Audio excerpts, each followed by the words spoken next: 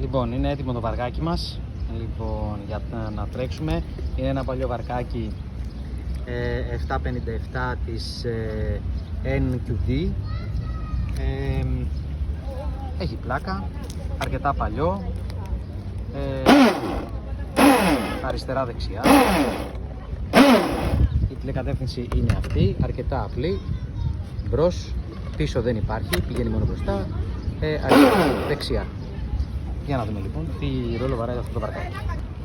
Λοιπόν, αυτό είναι το βαρκάκι μας. Για να δούμε.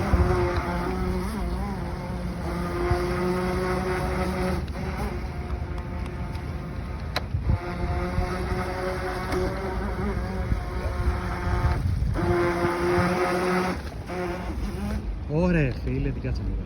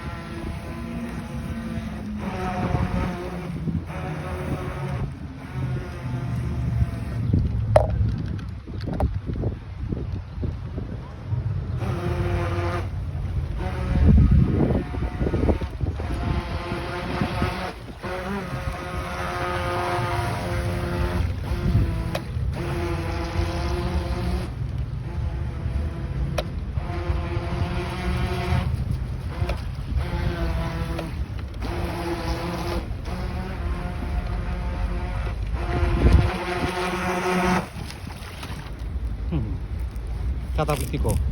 Πάρα πολύ ωραίο.